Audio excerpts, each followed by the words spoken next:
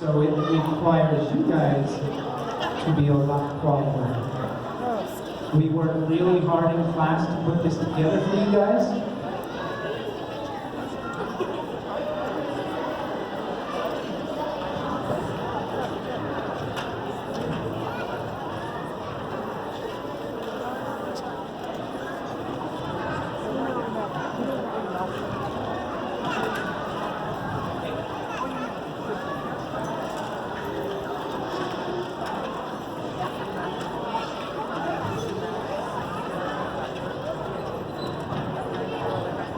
At last count, there were 70 students up here. And one of the things about playing violin is being careful with your bow. Sitting this close to each other, learning how to work together is very important. Learning how to move your bow together without hitting each other is difficult. So we've been practicing.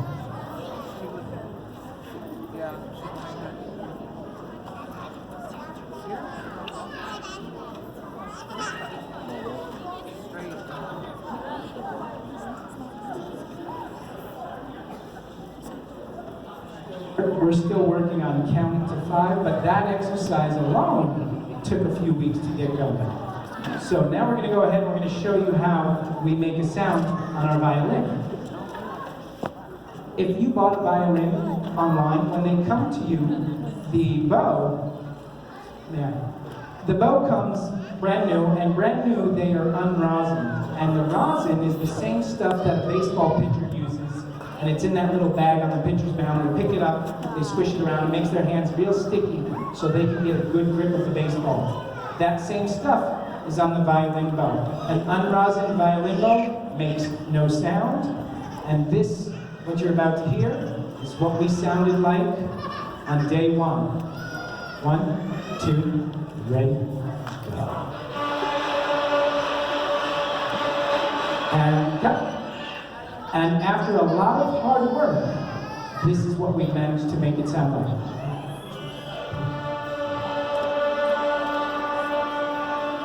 Let's try that again. Let's try it together. We should be looking up here. I know we're nervous. 1, 2.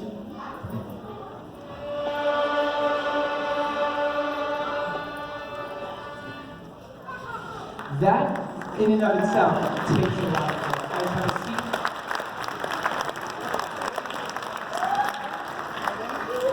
If your child was doing the exercises at home they were supposed to do, one of them was putting the bow on their opposite shoulder and lifting it up and down, like this. And that's to teach them how to switch the violin strings. There are 4 strings on the violin, and they've learned how to play 2 of them so far. And the difference between playing the 2 strings is less than 1/8 of an inch in their shoulder. It goes from here to here, and that's 1/8 of an inch. And if they miss it, they hit the wrong string. So in order to be accurate, to play 1 string and then the other string on command takes a lot of patience and practice. Now we're going to play a bunch of pieces for you that demonstrate the D string and the A string.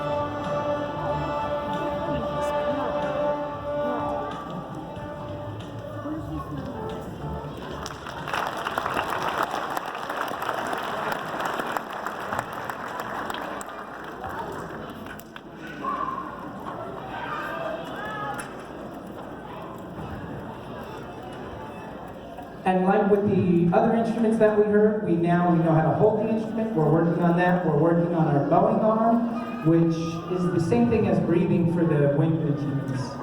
Their right arm, is just as crucial as these guys down here learning how to blow correctly. But we also have to learn how to change the notes, and that requires the use of their left hand. And like you play piano, you have to move the fingers on the tapes. And so far we've learned 3 notes, and we're going to demonstrate them for you.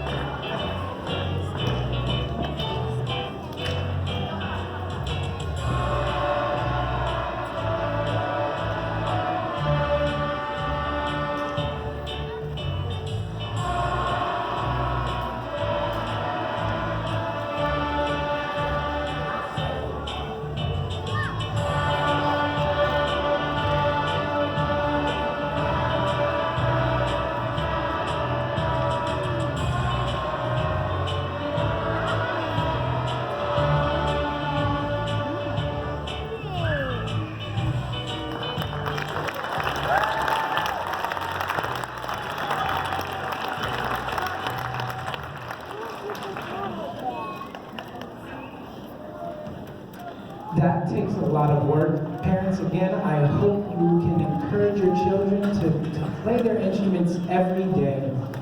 Whether they're reading music and playing with music, or whether they're just learning how to make sounds with their instruments, it's very important. We have a student who came up to me a while back and said, Mr. Portanova, I've been working on my other songs really hard. I'd like to play that for you too. So, from Kingston Elementary, we have Sydney Hernda playing Eau Claire de Lune.